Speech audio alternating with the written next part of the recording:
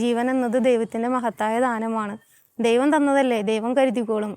എല്ലാം വരുന്നിടത്ത് വെച്ച് കാണാം എന്നുള്ള ഒറ്റ തീരുമാനത്തിൽ ഞങ്ങൾ വീണ്ടും പോയി. സത്യം പറഞ്ഞ 2 കുഞ്ഞുങ്ങൾ മതിയെന്നുള്ള അവസ്ഥയിൽ നിന്ന് ദൈവം ഞങ്ങൾക്ക് 4 മക്കളെ തന്നി ഞങ്ങളെ അനുഗ്രഹിച്ചു. ദൈവത്തിൻ്റെ വലിയൊരു പദ്ധതിയാണ്. ഞങ്ങൾ 2 മതിയെന്ന് പറഞ്ഞപ്പോൾ 4 എന്നുള്ളത് ദൈവത്തിൻ്റെ പദ്ധതിയാണ്.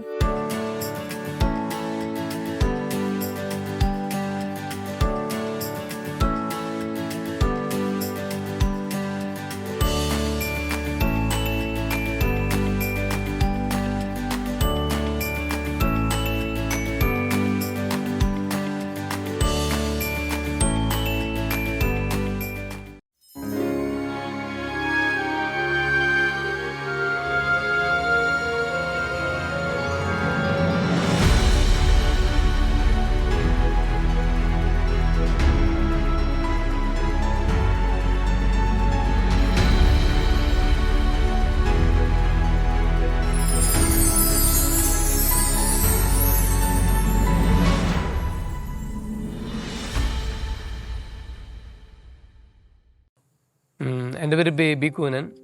ഞാൻ ഇരിഞ്ഞാലക്കുട രൂപതയിലെ പാറേക്കാട്ടുകര ഇടവക അംഗമാണ്.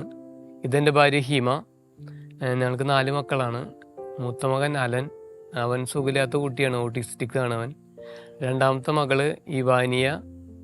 മൂന്നാമത്തെ മോൻ്റെ പേര് ഇമ്മാനുവൽ എന്നാണ്. 4ാമത്തത് മോളാണ്, ഇസ എന്നാണ് പേര്. ഞങ്ങളുടെ മൂത്ത മോൻ്റെ പേര് അലൻ എന്നാണ്. അവന് ഓട്ടിസമുള്ള കുട്ടിയാണ്. 3 വയസ്സിലാണ് നമ്മളത് അറിഞ്ഞത്. അവൻ ആദ്യം ഒന്നും സംസാരിച്ചില്ല, അമ്മ എന്നൊന്നും പറയില്ലായിരുന്നു. ഇപ്പോൾ അമ്മ അമ്മ അങ്ങനെ കൂട്ടി അങ്ങനെ വിളിക്കും. പിന്നെന്താ പറയുക, അവൻ ഭയങ്കര ലവ്വിങ് ആണ്. എന്ന് വെച്ച് കഴിഞ്ഞാൽ ഭയങ്കര സ്നേഹവും. ഈ 2ാമത്തെയും 3ാമത്തെയും 4ാമത്തെയും കുഞ്ഞിന് പ്രഗ്നൻ്റ് ആയിരിക്കുന്ന സമയത്ത് ഞാൻ മോനെ അമ്മയുടെ വയറ്റിൽ വാവിയുണ്ടെന്ന് പറഞ്ഞു കഴിഞ്ഞാൽ ആ കുഞ്ഞ് പുറത്ത് വരുന്ന വരെ ഇടയ്ക്കിടയ്ക്ക് വയറ്റത്ത് വന്നു. അപ്പോൾ അവൻ കുറേ കാര്യങ്ങൾ അവൻ മനസ്സിലാക്കിയിട്ട് വയറ്റത്ത് വന്ന് ഉമ്മ തരലും അങ്ങനെ കാര്യങ്ങളൊക്കെ ഉണ്ട്. അപ്പോൾ അവൻ എന്താ പറയുക, നല്ലൊരു സ്നേഹമുള്ളൊരു കുട്ടിയാണ്. പിന്നെ അവന് അങ്ങനെ ദൈവം അങ്ങനെ ഒരു ഇതായി നമ്മളത് അംഗീകരിച്ചു. നമുക്ക് ആദ്യമൊക്കെ കുറച്ച് വിഷമം ഉണ്ടായിരുന്നെങ്കിലും നമ്മളെ കൊണ്ട് പറ്റുമെന്ന് ദൈവത്തിന് ഉറപ്പുള്ളതുകൊണ്ട് നമുക്ക് ദൈവം തന്നത്. പിന്നെ 2ാമത്തെ മോള് ഇവാനിയ. അത് ഞാൻ ഈശോയിൽ നിന്ന് വാശി പിടിച്ച് വാങ്ങിച്ചൊരു കുഞ്ഞ്. പറഞ്ഞ പോലെ 2ാമത് ഇനി കുട്ടികൾ വേണ്ടാന്ന് തീരുമാനിച്ചിരുന്ന സമയത്ത് എനിക്കൊരു കുഞ്ഞിന് വേണമെന്ന് ആഗ്രഹിക്കുകയും പിന്നെ ഒരുപാട് ഞാൻ ചേട്ടൻ്റെ അടുത്ത് പറഞ്ഞ സമയത്ത് ഇനി വേണ്ട എന്നുള്ള ചേട്ടൻ്റെ അഭിപ്രായം അതായിരുന്നു. അവസാനം ഞാൻ ഈശോയുടെ അടുത്ത് പറഞ്ഞത് ഇങ്ങനെയാണ്, എനിക്ക് കുഞ്ഞിന് 2ാമതൊരു മക്കൾ വേണ്ട എന്നുള്ളത് ഈശോയുടെ തീരുമാനമാണെങ്കിൽ അങ്ങനെ തന്നെ ആവട്ടെ. ഇനി ഞാൻ ഈ കാര്യം പറഞ്ഞ് ഈശോയുടെ അടുത്ത് വരില്ല, ചേട്ടൻ്റെ അടുത്തും പറയില്ല. ഇനി ഞങ്ങൾക്കൊരു കുഞ്ഞു വേണമെങ്കിൽ ഈശോ തന്നെ ഇതിന് മുന്നോട്ട് ഇറങ്ങണം എന്ന് പറഞ്ഞു. ആ സമയത്താണ് ഫാദർ ജോയ് പാലിയക്കര ഞങ്ങളെ വിളിക്കുന്നതും ഇങ്ങനെ ഫിൻഡോ ഡോക്ടറെ അടുത്ത് പോയി ഡോക്ടറിന് കാണാനൊക്കെ പറഞ്ഞത്. അങ്ങനെയാണ് ഞാൻ ശരിക്കും പറഞ്ഞാൽ അവളെ കാണുമ്പോഴും അവൾ പ്രഗ്നൻ്റ് ആയ സമയത്ത് ഒരുപാട് പ്രാർത്ഥനകളും കാര്യങ്ങളും നമുക്കൊരു ടെൻഷനും ഉണ്ടായിരുന്നു. പ്രാർത്ഥനകളൊക്കെ ചൊല്ലിയിരുന്നു. അവളെ എങ്ങനെ കാണുമ്പോൾ ഞാൻ വിചാരിക്കും, ഞാൻ എന്തോരം ആഗ്രഹിച്ച് എനിക്കുണ്ടായ മോളാന്ന് ഞാൻ അവളെ കാണുമ്പോൾ ആഗ്രഹിക്കും. 3ാമത്തൊരു കുഞ്ഞ് നമ്മൾ പ്രതീക്ഷിക്കാത്ത സമയത്ത് ഈശോയുടെ ഒരു സ്നേഹ സമ്മാനം. പിന്നെ 4ാമത്തത് ഞാൻ പറഞ്ഞില്ലേ, കുറച്ച് നമ്മൾ ഒരു നെഗറ്റീവായിട്ട് നമുക്ക് ചിന്തകൾ വന്നെങ്കിലും പിന്നെ ഒരു ബോധ്യം, ഉറച്ചൊരു ബോധ്യം ദൈവം നമുക്ക് തന്നു. ഈ കുഞ്ഞിനെയും നിങ്ങൾക്ക് നോക്കാൻ പറ്റും, ദൈവം തരുന്ന ദാനമാണ് മക്കൾ. ആ ഒരു ബോധ്യം നമുക്ക് തരാൻ എന്നിലുണ്ടായി. പിന്നെ മക്കളുടെ 4 പേരും കാര്യം മൂത്തവൻ അറിവില്ലാത്തതുകൊണ്ട് ചെയ്യുന്ന കുറുമ്പുകളും കാര്യങ്ങളും നമ്മൾ അവനൊരു കൊച്ചുകുട്ടിയെ നോക്കുന്ന പോലെ തന്നെ അവനെ നോക്കണം. 2ാമത്തെയും 3ാമത്തെയും 4ാമത്തെയും കുഞ്ഞുങ്ങളുടെ കാര്യം പറയുകയാണെങ്കിൽ 3 പേർക്കും നല്ല വാശിയും കുറുമ്പും കുട്ടികളുടേതായ എല്ലാ കുറുമ്പും കുരുത്തക്കേടും മത്സരക്കേടും ഒക്കെ ഉണ്ടെങ്കിലും തിരുത്തേണ്ട കാര്യങ്ങൾ തിരുത്തിയും പ്രോത്സാഹിപ്പിക്കേണ്ട കാര്യങ്ങൾ പ്രോത്സാഹിപ്പിച്ച് സപ്പോർട്ട് ചെയ്യേണ്ട കാര്യങ്ങൾക്ക് സപ്പോർട്ട് കൊടുത്ത് അങ്ങനെ തന്നെയാണ് മക്കളെ വളർത്തുന്നത്.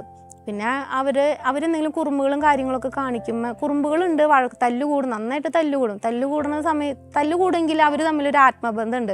ഒരാൾക്കൊരാൾ പിരിഞ്ഞിരിക്കാൻ വയ്യ. അപ്പോൾ 2 ദിവസം ഒരാളെ എൻ്റെ വീട്ടിലേക്ക് കൊണ്ടുപോയി കഴിഞ്ഞാൽ മറ്റു 2 പേർക്കും ഒരു സുഖമില്ല. അപ്പോൾ ഞാൻ എൻ്റെ ഉള്ളിൽ അവർക്ക് തമ്മിൽ സ്നേഹമുണ്ട്. അവരെന്തെങ്കിലും ഒരു സാധനത്തിന് വേണ്ടിയുള്ള തല്ലുകൂട്ടും, അത് മാത്രമേ ഉള്ളൂ. ഉള്ളിൻ്റെ ഉള്ളിൽ അവർ പരസ്പരം സഹോദര സ്നേഹമുള്ള കുഞ്ഞുങ്ങൾ തന്നെയാണ്. അപ്പോൾ നമ്മൾ കുട്ടികളെന്തെങ്കിലും തെറ്റുകൾ കാണുമ്പോൾ ഞാൻ ആദ്യം മാതാവിനെയാണ് ഓർക്കുക. കാരണം ഞാൻ ഈ ഭൂമിയിലെ അമ്മ മാത്രമാണ്. അവരുടെ ശരിക്കും യഥാർത്ഥത്തിലുള്ള അമ്മ നമ്മുടെ പരിശുദ്ധ അമ്മയാണ്. മാതാവിൻ്റെ അടുത്താണ് ഞാൻ അമ്മ അവരിങ്ങനെ കാണിച്ചു.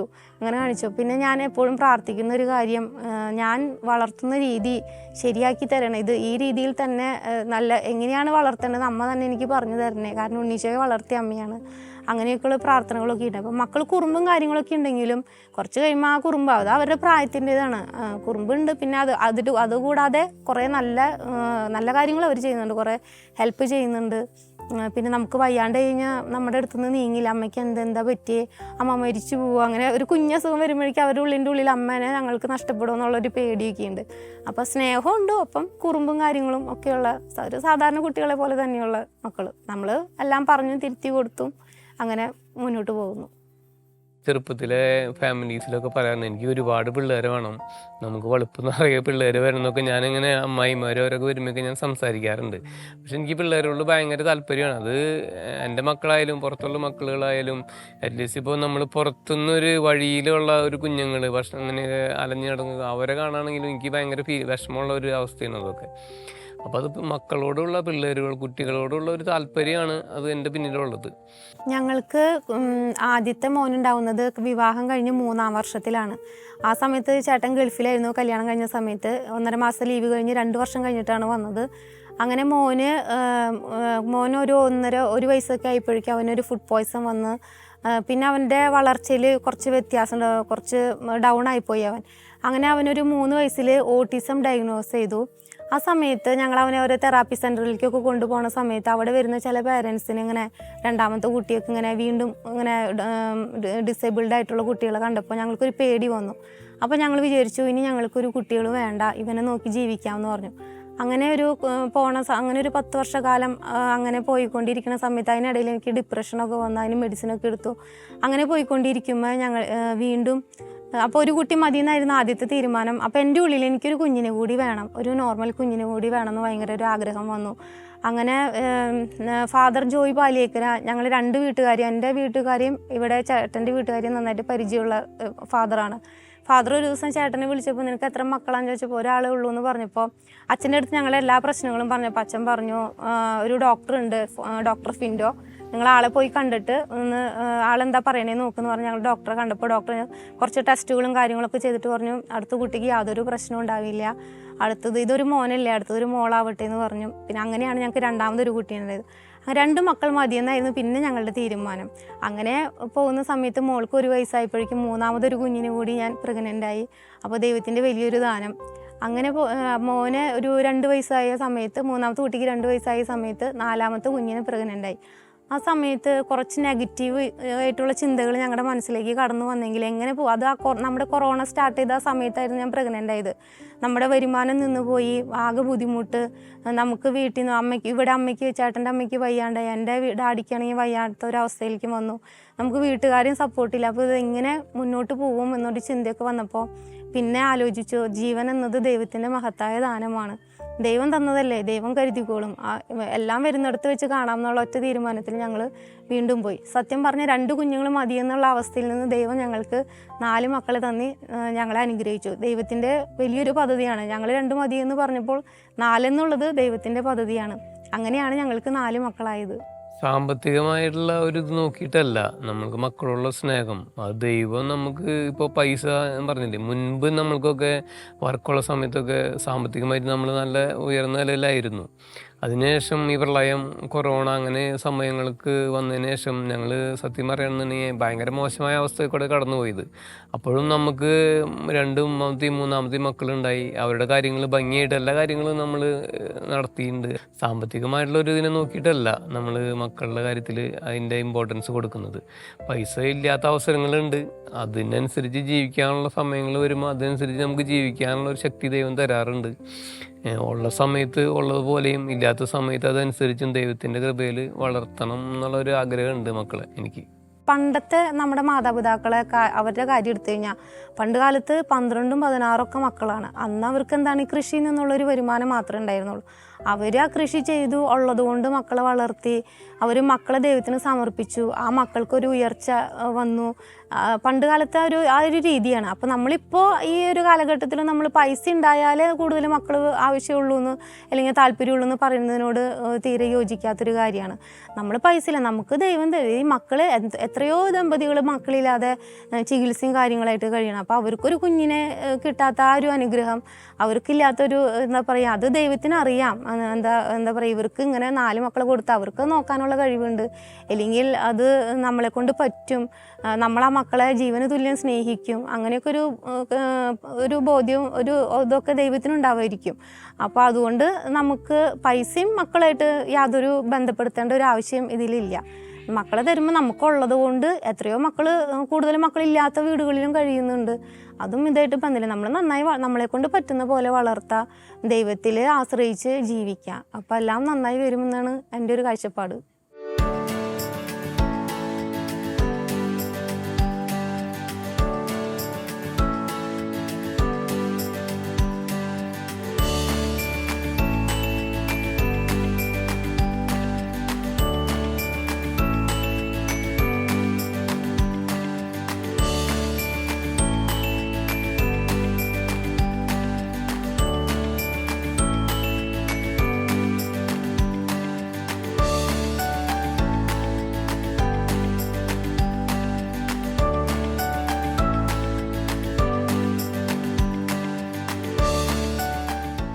മക്കളെ സത്യത്തിൽ പറയണമെന്നുണ്ടെങ്കിൽ അവരെ പരമാവധി നമ്മൾ പോണ സ്ഥലങ്ങളിലേക്കൊക്കെ കൊണ്ടുപോകാറുണ്ട്. ഇപ്പോൾ മൂത്ത മകൻ സുഖമില്ലാത്ത കുട്ടിയാണെന്നുണ്ടെങ്കിലും അവനെ നമ്മൾ ഒഴിവാക്കാറില്ല. നമ്മുടെ കൂടെയുള്ള പരമാവധി കൊണ്ടുപോകാൻ പറ്റുന്നിടത്തേക്ക് കൊണ്ടുപോകും. അത്രയ്ക്കും ഡിസ്റ്റർബൻസ്, അത്രയും ബുദ്ധിമുട്ട് അവൻ്റെ ഭാഗത്ത് ഉണ്ടെന്നുണ്ടെങ്കിൽ മാത്രമാണ് നമ്മൾ അവരെ അവോയ്ഡ് ചെയ്തിട്ട് പോലുള്ളൂ. ഇപ്പോൾ ഒരുവിധം കാര്യങ്ങൾക്കൊക്കെ ഇവർ ഒരുമിച്ചാണ് ഞങ്ങളെല്ലാം ഷോപ്പിങ്ങിന് പോകുകയാണെന്നുണ്ടെങ്കിലും പുറത്ത് എന്ത് കാര്യങ്ങൾക്ക് പോകണമെങ്കിലും ഇവർ ഒരുമിച്ച് കൊണ്ടുപോകാം. ഇപ്പോൾ എന്ത് കാര്യങ്ങൾക്കും ഇപ്പോൾ ഞങ്ങൾ ചിലപ്പോൾ അടുത്തുള്ള കടകളിലേക്കൊക്കെ പോകുമ്പോൾ ഇവർ അപ്പം ഞാനുണ്ടെന്ന് പറഞ്ഞിട്ട് എൻ്റെ പിന്നാലെ 4 ആളും കയറാറുണ്ട് ബൈക്കുമ്പോൾ. അപ്പോൾ ഞാനത് ബാലൻസ് ചെയ്ത് അഡ്ജസ്റ്റ് ചെയ്ത് അവരെ കൊണ്ടുപോകാറുണ്ട്. ഇനിയിപ്പോൾ അവർക്ക് അതുകൊണ്ട് ഒരു വിഷമം വരണ്ട എന്നുള്ള രീതിയിൽ കൊണ്ടുപോകാറുണ്ട് അടുത്തുള്ള സ്ഥലങ്ങളിലേക്കും. പുറത്ത് പോകുമ്പോൾ ഞങ്ങളെല്ലാവരും ഒരുമിച്ച് തന്നെ പോവാറ്. ഇപ്പോൾ സിനിമയ്ക്ക് ഇപ്പോൾ കഴിഞ്ഞ ആഴ്ചയൊക്കെ ഞങ്ങളൊരു ജസ്റ്റ് ഫിലിമിന് പോയിരുന്നു. അപ്പോൾ അങ്ങനെ പോകേണ്ട അവസരങ്ങളിൽ ഒരുമിച്ച് തന്നെ പോവാറ്. അവോയ്ഡ് ചെയ്തിട്ട് അവരെ മാറ്റി നിർത്തിയിട്ടുള്ള ഒരു പോക്ക് സ്വാഭാവികമായിട്ടില്ല.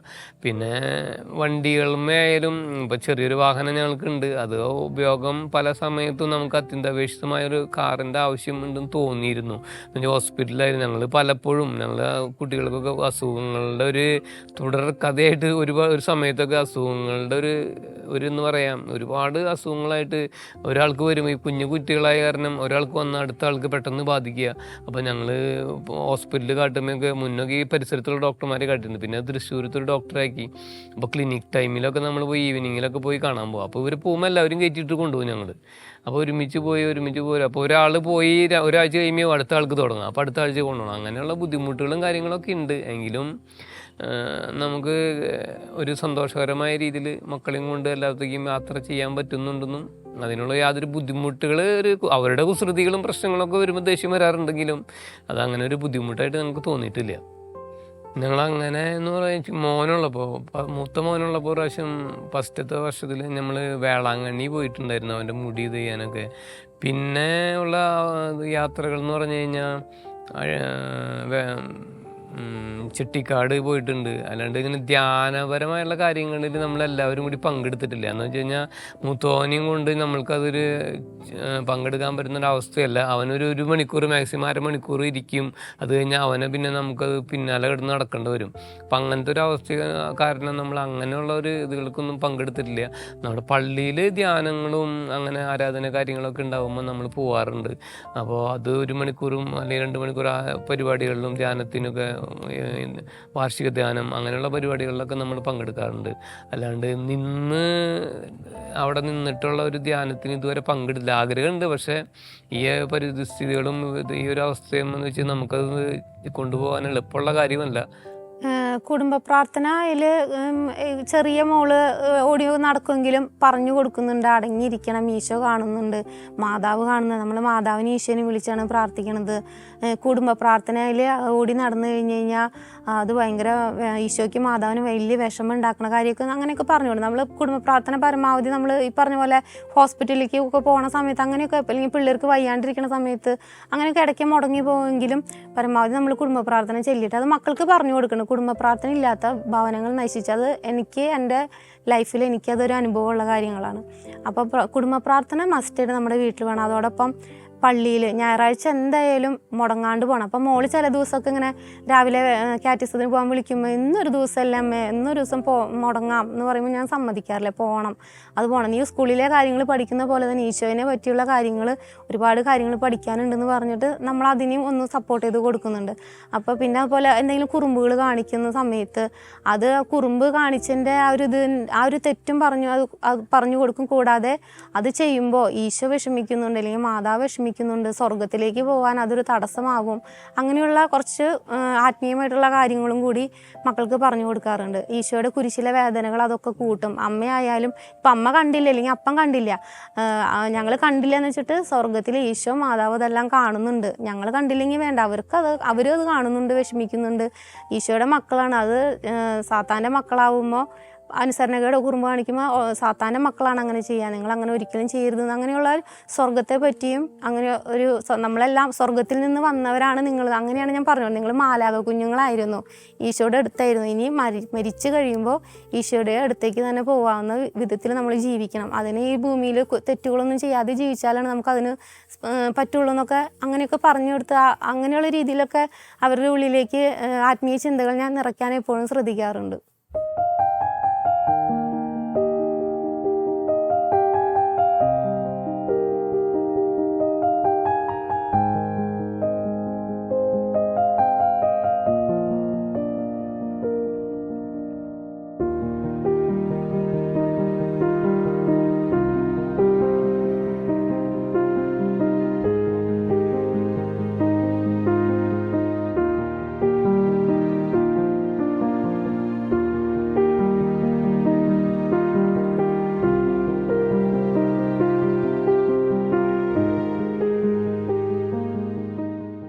എൻ്റെ വിവാഹം എന്ന് പറയുന്നത് ആ ഒരു സമയത്ത് ഞാൻ ഒരിക്കലും വിചാരിച്ചില്ല, എൻ്റെ വീട്ടുകാർ പോലും വിചാരിച്ചില്ല. പക്ഷെ ദൈവത്തിൻ്റെ ഒരു പദ്ധതി ആ ഒരു സമയത്ത് നടക്കാനാണ്.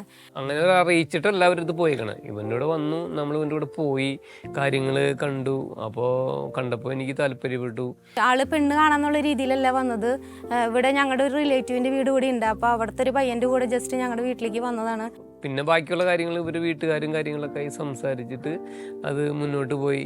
ഭയങ്കര ഫാസ്റ്റായിട്ട് തന്നെ കാര്യങ്ങൾ നടന്നു. ക്ഷമയുള്ള ആളാണ്, നന്നായിട്ട് ക്ഷമയുള്ള ആളാണ്. ആള് നല്ല കോപ്പറേറ്റീവ് ആണ്, നല്ല ഹെൽപ്പിംഗ് ആണ്, ഭയങ്കര ഹെൽപ്പ്, എല്ലാ കാര്യങ്ങൾക്കും സപ്പോർട്ടീവ് ആണ് നന്നായിട്ട്. എല്ലാ കാര്യങ്ങളും ഒരു ഓൾറൗണ്ടർ പറയാൻ എന്നെക്കാളും കൂടുതൽ ആളാണ് എല്ലാ കാര്യങ്ങളും ചെയ്യുന്നത്. അത് സാധാരണ ഒരു പുരുഷന്മാർക്ക് അങ്ങനെ ഒരു പ്രത്യേകത ഞാൻ കണ്ടിട്ടില്ല. പിന്നെ പിള്ളേരുടെ കാര്യങ്ങളിൽ ഇപ്പോൾ 4 മക്കളായ കാരണം നല്ല സ്ട്രെസ് എടുത്തിട്ടാണ് ഇവർ കാര്യങ്ങളൊക്കെ ചെയ്യുന്നത്. ഭയങ്കര ദൈവവിശ്വാസം ഉണ്ട്, സ്ത്രീകളെ നന്നായിട്ട് ബഹുമാനിക്കുന്ന ഒരാളാണ്. പുറത്തുള്ള സമയത്ത് ദുബായിലായിരുന്നു. എനിക്ക് കുറച്ച് നാൾ ഒരു 3-4 മാസത്തോളം അവരെനിക്ക് അവിടെ കൊണ്ടുപോകാൻ പറ്റിയിരുന്നു. പിന്നെ നമ്മൾ ചെന്നൈയിൽ പോയിട്ടുണ്ടായിരുന്നു. പിന്നെ അതുപോലെ തന്നെ കുറച്ച് സ്ഥലങ്ങളിൽ വേളാങ്കണ്ണി, അങ്ങനെയുള്ള മൂന്നാർ പോയിട്ടുണ്ട്. പിന്നീടുള്ള യാത്രകൾ മുഴുവൻ അവൻ്റെ ട്രീറ്റ്മെന്റ് അങ്ങനത്തെ യാത്രകളായിരുന്നു അധികം. പിന്നെ ഇവരെ എല്ലാവരും കൂടിയിട്ടുള്ള ട്രിപ്പ് പോലും നമ്മൾ അടുത്തുള്ള സ്ഥലങ്ങളിലേക്കാണ് കൂടുതലും ഉണ്ടായിരുന്നത്. ഇങ്ങനെ നമ്മുടെ അടുത്തുള്ള സ്ഥലങ്ങൾ, അതിരപ്പള്ളി, അങ്ങനെയൊക്കെയുള്ളൊരു ചെറിയ യാത്രകളൊക്കെ നമ്മൾ ഉദ്ദേശിക്കുന്നു, അങ്ങനെയൊക്കെ ആഗ്രഹമുള്ളൂ. എല്ലാവർക്കും കൂടി ഒന്ന് ഫ്ലൈറ്റിൽ, ഒരുപാട് ലോങ് അല്ല, ജസ്റ്റ് ഇൻ കേസ് ഒരു ബാംഗ്ലൂരോ അല്ലെങ്കിൽ ചെന്നൈയൊക്കെ പോകണമെന്ന് അവർക്ക് പിള്ളേരുകളൊക്കെ പറയാറുണ്ട്. ഫ്ലൈറ്റിൽ കാരണം അപ്പോൾ ഞങ്ങൾക്ക് എല്ലാവർക്കും കയറുന്നുള്ള അങ്ങനെ ആഗ്രഹം, അത് ഞങ്ങളൊരു ഡ്രീം ഒരു ഇതായിട്ട് നോക്കുന്നു. അഭിപ്രായ വ്യത്യാസം ആൾക്ക് ഇടയ്ക്ക് പെട്ടെന്ന് ദേഷ്യം വരും. അഭിപ്രായ വ്യത്യാസങ്ങൾ ഉണ്ടാവാറുണ്ട് പല കാര്യങ്ങളിലും. അതിപ്പോൾ കുടുംബമായി കഴിഞ്ഞാൽ സ്വാഭാവികമായിട്ട് ഇണക്കങ്ങളും ഇഷ്യൂസൊക്കെ ഉണ്ടാവും. ചിലപ്പോൾ അത് മാക്സിമം നമ്മൾ അന്ന് തന്നെ ക്ലിയർ ചെയ്യാൻ നോക്കും. ചില ദിവസങ്ങളിലൊക്കെ കുറച്ചും കൂടി നീണ്ടു പോകാറുണ്ട്. മക്കൾ ഇത്തിരി വലുതായതിനു ശേഷം മക്കളാണ് ശരിക്കും പറഞ്ഞാൽ ഞങ്ങളുടെ ഇടയിൽ മധ്യസ്ഥ നിൽക്കുന്ന ആൾക്കാർ. പല സമയങ്ങളിലും നമ്മൾക്ക് വർക്കുകളൊക്കെ ചെയ്യുന്ന സമയങ്ങൾ രാത്രിയിലായിരിക്കും. രാത്രിയിൽ വന്ന് സാധാരണ രീതിയിൽ അറിയാലോ, കല്യാണങ്ങൾ ഉണ്ടാവുന്ന ദിവസങ്ങളിൽ ശനി ഞായറായിരിക്കും കൂടുതലുണ്ടാവുക. ആ ദിവസങ്ങളിൽ പലപ്പോഴും ഈ ഞായറാഴ്ച ദിവസങ്ങളിലൊക്കെ ചിലപ്പോൾ ശനിയാഴ്ച വൈകുന്നേരം 3 മണി, വെളുപ്പാങ്കാലത്ത് 4 മണി 5 മണിക്കൊക്കെ വരാം. അതിൻ്റെ 7 മണിയൊക്കെ ആവും, 8 മണിയാകുമ്പോഴേക്കും നമുക്ക് ആദ്യം തിരിച്ചു പോകണം. അങ്ങനത്തെ അവസ്ഥകളിലൊക്കെ ചിലപ്പോഴൊക്കെ കുർബാനയുടെ കാര്യങ്ങളിൽ എനിക്ക് മുടങ്ങാറുണ്ട്. എന്നാലും ഞാൻ എൻ്റെ രീതിയിൽ ദൈവത്തോട് പ്രാർത്ഥിക്കാറുണ്ട്. മക്കളെല്ലാം സ്കൂളിൽ രാവിലെ ഫുഡൊക്കെ ഉണ്ടാക്കി കഴിഞ്ഞിട്ട് അതിന് ചേട്ടനൊക്കെ നന്നായി ഹെൽപ്പ് ചെയ്യും. അതൊക്കെ കഴിഞ്ഞ് മക്കൾ പോയി കഴിയുമ്പോൾ പിന്നെയും എനിക്ക് ഇപ്പോൾ വീണ്ടും കുറേ ജോലികളുണ്ടാവും. അപ്പോൾ ഇപ്പോൾ കൂടുതൽ അങ്ങനെ ഒരു ബുക്ക് നോക്കിയിരുന്ന് പ്രാർത്ഥിക്കാനോ ഒന്ന് ഇരുന്ന് കൊന്ത ചെല്ലാനോ അങ്ങനെയുള്ള സമയം എനിക്ക് കിട്ടുന്നില്ല. പക്ഷെ ഞാൻ ഓരോ ജോലികൾ ചെയ്യുമ്പോഴും മാതാവിന് വിളിക്കും, എത്ര ദൈവം, അങ്ങനെയുള്ള നമുക്കറിയാവുന്ന പ്രാർത്ഥനകൾ ചൊല്ലും. ഓരോന്ന് ശരിക്കും പറഞ്ഞ ഒരു ക്ലോസ് ഫ്രണ്ടിനോട് നമ്മൾ പറയുന്ന പോലെ ഈശോയെ അങ്ങനെയാണ് ഞാൻ അന്നത്തെ ദിവസം അങ്ങനെ നല്ല അടിപൊളിയാക്കി തന്നതിന് നന്ദി. അതെനിക്ക് ഭയങ്കര ഇല്ലെങ്കിൽ ഒരു സങ്കടം, അതെനിക്ക് ഭയങ്കര സങ്കടമായി. അതാണ് ഇപ്പോഴത്തെ എൻ്റെ ഒരു പ്രാർത്ഥനാ ജീവിതം. നമ്മൾക്ക് ദൈവം തന്നൊരു സമയം ഉണ്ടെന്നുണ്ടെങ്കിൽ ആ സമയത്ത് എത്രയും പെട്ടെന്ന് തന്നെ നമ്മൾ നല്ല ഭാര്യ ഭർത്താവ്, നല്ലൊരു ഭാര്യയോ അല്ലെങ്കിൽ നല്ല ഭർത്താവിനെ കണ്ടുപിടിച്ച് ഒരുപാട് വൈകിക്കാതെ തന്നെ വിവാഹ ജീവിതത്തിലേക്ക് കിടക്കുക. അവരുടെ നല്ല സമയങ്ങളിൽ തന്നെ എത്രയും പെട്ടെന്ന് ഏറ്റവും നല്ല സമയങ്ങളിൽ തന്നെ അവർക്ക് നല്ല മക്കൾ ഉണ്ടാകാനുള്ള ഒരു ദൈവത്തിൻ്റെ അനുഗ്രഹം ഉണ്ടെങ്കിൽ അതായിരിക്കും ഏറ്റവും നല്ല കാര്യം. നമുക്ക് കുറച്ചും കൂടി പ്രായം കഴിഞ്ഞിട്ട് വിവാഹം കഴിച്ച് കുറച്ചും കൂടി ഏജൊക്കെ കഴിഞ്ഞ് മക്കളുണ്ടായി വരുമ്പോഴേക്കും, മക്കളൊന്ന് വലുതായി വരുമ്പോഴേക്കും നമ്മുടെ ആ നല്ല പ്രായം കഴിഞ്ഞ് നമുക്ക് മക്കളോട് കൂടി എൻജോയ് ചെയ്യാനുള്ള ഒരു സമയം പെട്ടെന്ന് കഴിഞ്ഞു പോകും. അതുകൊണ്ട് വിവാഹം പെട്ടെന്ന് ഒരുവിധം ജോലിയൊക്കെ ആയി കഴിഞ്ഞ് ഉടനെ നടത്തി പെട്ടെന്ന് തന്നെ മക്കളുണ്ടാകുന്നതിനോടാണ് എനിക്ക് യോജിപ്പ്. മക്കളെ സ്നേഹിക്കാനും അവരോട് കൂടിയുള്ള സമയങ്ങളിൽ ചിലവഴിക്കുമ്പോൾ എൻ്റെ ജീവിതത്തിൽ തന്നെ ഞാൻ പുറത്തായിരുന്നു കുറേ നാളുകളൊക്കെ. പക്ഷേ എനിക്ക് ഇവരില്ലാത്തൊരു ജീവിതം ഭയങ്കര വിഷമകരമായ രീതിയിൽ ഇപ്പോഴും എനിക്ക് പോകാനുള്ള അവസരങ്ങളുണ്ട്. പക്ഷേ എനിക്ക് ഫാമിലിനെ വിട്ട് മക്കളെ വിട്ട് പോകാനുള്ള ഒരു ബുദ്ധിമുട്ട് കാരണം ഞാൻ ഇവരുടെ കൂടെ നിൽക്കുക. ദേഷ്യവും കാര്യങ്ങളൊക്കെ ഉണ്ടാവും, ഓരോ കാര്യങ്ങളിലൊക്കെ നമുക്ക് ദേഷ്യങ്ങളുണ്ടാവും. അപ്പോൾ എൻ്റെ ഒരു അഭിപ്രായം അനുസരിച്ച് നമ്മളുടെ സമയങ്ങൾ കളയാതെ നല്ലൊരു പങ്കാളി കിട്ടുകയാണെങ്കിൽ എത്രയും പെട്ടെന്ന് തന്നെ നല്ലൊരു വിവാഹ ജീവിതത്തിലേക്ക് കടന്ന് നല്ല മക്കളും നല്ലൊരു കുടുംബമായിട്ട് ജീവിക്കണമെന്നാണ് എൻ്റെ ഒരു അഭിപ്രായം. എനിക്ക് കൂട്ടുകുടുംബം തന്നെയാണ് ഇഷ്ടം. അപ്പോൾ ഇവിടെ വന്നപ്പോൾ ഒരു മോനുള്ളൂ, പിന്നെ ചേട്ടനൊരു പെങ്ങളുള്ളൂ, ചേച്ചിയുടെ കല്യാണം കഴിഞ്ഞു, അമ്മയുണ്ട്. ആ കൂട്ടുകുടുംബം തന്നെയാണ് എപ്പോഴും നല്ലത്. അത് ഈ പറഞ്ഞ പോലെ പിള്ളേരെ നമുക്ക് വളർത്തി കിട്ടാനായിട്ട് ഇപ്പോൾ ഇവിടെ ഞങ്ങളുടെ ചേട്ടൻ്റെ അമ്മയായാലും ഒരുപാട് സഹായം ചെയ്തിട്ടുണ്ട്. സത്യം പറഞ്ഞാൽ കുഞ്ഞുങ്ങളെ പ്രസവിച്ച് കഴിഞ്ഞ് കഴിഞ്ഞാൽ ഇവിടെ ഹോസ്പിറ്റലിൽ നിന്ന് ഡിസ്ചാർജ് ആയി വന്നു കഴിഞ്ഞാൽ നേരെ അമ്മയുടെ കയ്യിൽ കൊടുക്കുക. പിന്നെ ഈ കുട്ടീനെ പാല് കൊടുക്കാനും കുളിപ്പിക്കാനും മാത്രമേ ഞാൻ എടുക്കുള്ളൂ. സത്യം പറഞ്ഞ് ഈ 4 മക്കളെയും വളർത്തി തന്നത് ഇവിടുത്തെ അമ്മ തന്നെയാണെന്ന് വേണം പറയാം. ഇപ്പോഴത്തെ സാഹചര്യങ്ങളും കാര്യങ്ങളും വെച്ച് നോക്കുമ്പോൾ ഓരോ കാര്യങ്ങൾ ഫാസ്റ്റ് ലൈഫാണ് ഇപ്പോഴത്തെ ജീവിതം എന്ന് പറഞ്ഞു കഴിഞ്ഞാൽ. വളരെ എന്ന് പറയാം ഭയങ്കര ഫാസ്റ്റായിട്ട് പോകുന്ന ജീവിതത്തിലാണ്. അതിൽ ചിലയിടത്തൊക്കെ അപ്പനും അമ്മയ്ക്കും അവർക്കൊക്കെ ചിലപ്പോൾ ആ പ്രാധാന്യം വീട്ടുകാരിൽ നിന്ന് കിട്ടുന്നുണ്ടാവില്ല. എല്ലാ വീടുകളിലും ചെറിയ ചെറിയ ഇഷ്യൂസും കാര്യങ്ങളും ജീവിതത്തിലുള്ളതാണ്. എന്ന് വെച്ച് കഴിഞ്ഞാൽ അമ്മമാരായാലും അപ്പന്മാരായാലും ചെറിയ ചെറിയ വർത്തമാനങ്ങളും സംസാരങ്ങളും ഇഷ്യൂസൊക്കെ ഉണ്ടാവും. അതൊക്കെ അഡ്ജസ്റ്റ് ചെയ്ത് നമ്മൾ ഒരുമിച്ചുള്ള ഒരു ജീവിതം എന്ന് പറഞ്ഞാൽ അതിൻ്റെ ഒരു സുഖവും കാര്യങ്ങളും ഒരു പ്രത്യേകത തന്നെയാണ്. മക്കള് കൂടുതൽ എപ്പോഴും നല്ലത് തന്നെയാണ്. കാരണം നമ്മൾ അത് മൂത്ത കുട്ടികൾക്കായാലും ഇളയ കുട്ടികൾക്കായാലും ആ ഷെയറിങ് കാര്യങ്ങൾ, പിന്നെ മൂത്ത കുട്ടികൾക്ക് ഒരു ഉത്തരവാദിത്തം വരുന്നത് നമ്മൾ അവരെ പ്രത്യേകിച്ച് പഠിപ്പിച്ചു കൊടുക്കേണ്ട കാര്യം വരുന്നില്ല. നമ്മൾ ഓട്ടോമാറ്റിക് നമ്മുടെ ആ ബുദ്ധിമുട്ടുകൊണ്ട് നമ്മൾ പറയും മോനെ അതൊന്ന് ചെയ്തായി അമ്മയ്ക്ക്, മോളെ അതൊന്ന് അമ്മയ്ക്ക് ചെയ്തായി, ഉണ്ണീനൊന്ന് നോക്ക്, അമ്മ ഒന്ന് കുളിച്ചിട്ട് വരാം, ഉണ്ണീനെ നോക്ക്. അങ്ങനെ നമ്മൾ ഓട്ടോമാറ്റിക്കായിട്ട് പറഞ്ഞ് നമ്മൾ അവർക്ക് പറയേണ്ടി വരും. അതുകൊണ്ട് കൂടുതലും അത് അല്ലെങ്കിൽ 1-2 മക്കളാവുമ്പോൾ എന്താ അവരുടേതായ ഒരു ലോകത്തേക്ക് മാത്രം ഒതുങ്ങിപ്പോവും. ഞാനിവിടെ എപ്പോഴും ശ്രദ്ധിക്കുന്ന കാര്യം ഇവർ മൂത്തവൻ കളിക്കാൻ അങ്ങനെ കൂടിയില്ല. എന്നാൽ ഞാൻ അവരോട് പറയാറുണ്ട്, ചേട്ടൻ നിങ്ങൾ കളിക്കുമ്പോൾ ചേട്ടനെ കൂടി വിളിച്ചിരുത്തിയോളോ, എല്ലാ കാര്യത്തിനും ചേട്ടനെ കൂടി വിളിക്കണം. ഞാനെപ്പോഴും ശ്രദ്ധിക്കുന്നുണ്ട്, ഒരാൾ അങ്ങോട്ട് പോയി കഴിഞ്ഞാൽ ബാക്കി 2 ആളും കൂടി പിന്നാലെ അങ്ങോട്ട് പോകും. ഒരാൾ ഇങ്ങോട്ട് വന്നു കഴിഞ്ഞാൽ 2 ആളും കൂടി ഇങ്ങോട്ട് വരും. അപ്പോൾ അവരെ ഒരു ടീം പോലെ അല്ലെങ്കിൽ അവരൊന്നാണെന്നുള്ളൊരു ആ സഹോദരങ്ങൾ തമ്മിലുള്ള സ്നേഹമൊക്കെ വർദ്ധിക്കാനായിട്ട് മക്കൾ കൂടുതൽ തന്നെയാണ് എപ്പോഴും നല്ലത്.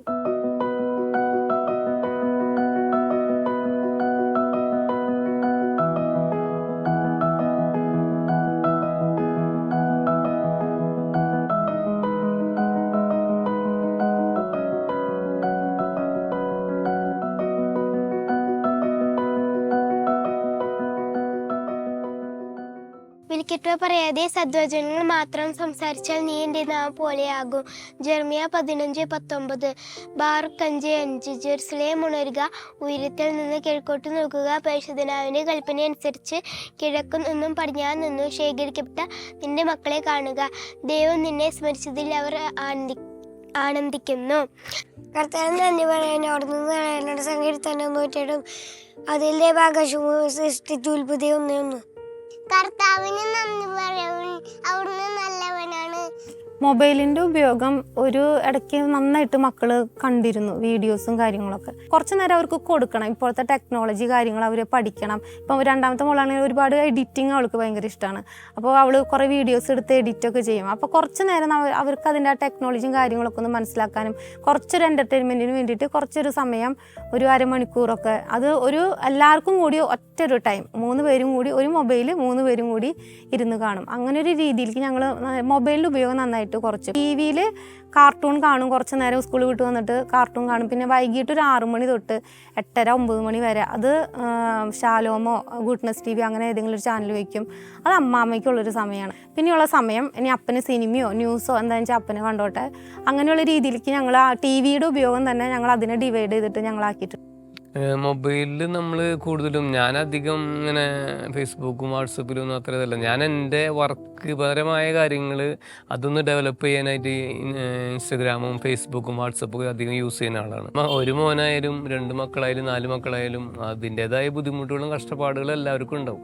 അത് നമ്മൾക്ക് കഷ്ടപ്പാടുകളില്ലാത്തൊരു ജീവിതം ഒരിക്കലും ഉണ്ടാവില്ല. എന്ന് വെച്ചാൽ എല്ലാ കാലവും നമുക്ക് നല്ല കാലം മാത്രമേ ഉണ്ടാവില്ല, കഷ്ടപ്പാടുകളുണ്ടാവും, സന്തോഷമുള്ള സമയങ്ങളുണ്ടാവും. നമുക്ക് ദൈവം തരുന്ന സമയത്ത് എത്രയും പെട്ടെന്ന് തന്നെ നല്ല കുഞ്ഞുങ്ങളും നല്ല അപ്പനമ്മമാരാവാനായിട്ടുള്ള ദൈവം തരുന്ന അനുഗ്രഹങ്ങൾ എത്രയും പെട്ടെന്ന് സ്വീകരിക്കുക. നമ്മുടെ ജോലി സാധ്യതകൾ മാത്രം നോക്കി ഇപ്പോൾ എല്ലാവരും വിദേശത്തുമാരോട് ജോലി ചെയ്യുന്നവരാണ്. എന്നാൽ കുറച്ചും കൂടി കഴിയട്ടെ, 1 കൊല്ലം കൂടി കഴിയട്ടെ, എൻ്റെ ഫിക്സ് ആവട്ടെ, സ്ഥിരതയാവട്ടെ എന്നുള്ള രീതിയിലുള്ള ഇതുകളൊക്കെ ഉണ്ട്. അതിൽ നിന്നൊക്കെ വിട്ട് ദൈവം തരുന്ന സമയത്ത് എത്രയും പെട്ടെന്ന് തന്നെ നല്ല മക്കളെ നമുക്ക് ദൈവം തരുന്ന സന്തോഷത്തോട് സ്വീകരിക്കുക. അതൊന്നായാലും 2ആയാലും 4 മക്കളായാലും 5 മക്കളായാലും സന്തോഷത്തോട് സ്വീകരിക്കുക, സന്തോഷത്തോട് വളർത്തുക. ഇതാണ് എൻ്റെ ഒരു അഭിപ്രായം. എന്നോട് പലരും ചോദിച്ചു, ചേച്ചി ഇങ്ങനെ 4 മക്കളെന്ന്. ഞാൻ പറഞ്ഞു, എനിക്ക് നോക്കാനായിട്ട് വലിയ പ്രശ്നം എനിക്ക് അങ്ങനെ തോന്നണില്ല. കുറുമ്പും കാര്യങ്ങളും ഉണ്ടാവും, എന്നാലും വലിയ കുഴപ്പമില്ലാണ്ട് നോക്കുന്നുണ്ട്. പിന്നെ നമുക്ക് വീട്ടിൽ നിന്നുള്ള ഇപ്പോൾ ചേട്ടൻ തന്നെ ഒരുപാട് ഹെൽപ്പ് ചെയ്യും. ചേട്ടൻ ജോലി കഴിഞ്ഞ് വീട്ടിൽ വന്നു കഴിഞ്ഞാൽ പിന്നെയുള്ള കാര്യങ്ങൾ എല്ലാ പണികളിലും എന്നെ ഹെൽപ്പ് ചെയ്യും. അപ്പോൾ അതൊക്കെ ഞാൻ പറയും, നമ്മൾ ഒറ്റയ്ക്കെന്നായിട്ട് ഇന്ന് വരെ ഒരു ഫീലിംഗ് ഇല്ല. അപ്പോൾ അമ്മ ഇത്ര പ്രായമായെങ്കിലും അമ്മയെ കൊണ്ട് പറ്റുന്ന കാര്യങ്ങൾ, കൊച്ചിന് ചോറ് വാരി കൊടുക്കുക, അങ്ങനെ കാര്യങ്ങളൊക്കെ അമ്മ ചെയ്തു തരും.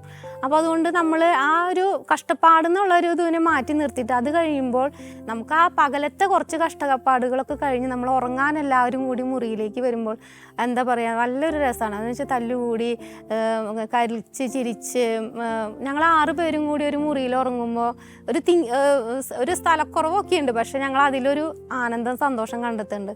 പിന്നെ നമ്മൾക്ക് ഈ പ്രായമാകുമ്പോൾ എന്താ പറയുക, ഇനി മുന്നോട്ട് പോകുമ്പോൾ പ്രായമായി കൂടി വരുമ്പോൾ എത്രയോ പാരൻസ് മക്കൾ നോക്കാണ്ടും അങ്ങനെയൊക്കെ ഉണ്ട്. അപ്പോൾ നമ്മൾക്ക് ആരെങ്കിലുമൊക്കെ ഉണ്ടാവും അങ്ങനെ ഒരു ഇതുണ്ട്. കഷ്ടപ്പാടിനെ മുന്നിൽ കാണാതെ സന്തോഷത്തിന് മുൻതൂക്കം കൊടുത്തു കഴിഞ്ഞാൽ നമുക്ക് കൂടുതൽ മക്കളെ ആഗ്രഹിക്കും.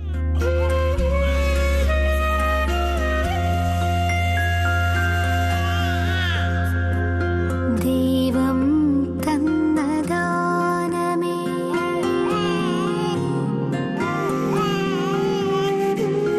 കയ്യിൽ വന്ന ഭാഗ്യമേ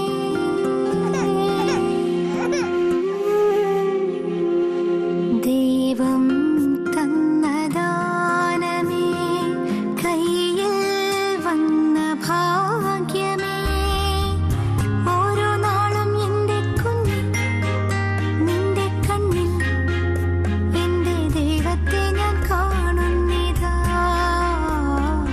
കരുണകളോർക്കുന്നിതാ രാരിരാ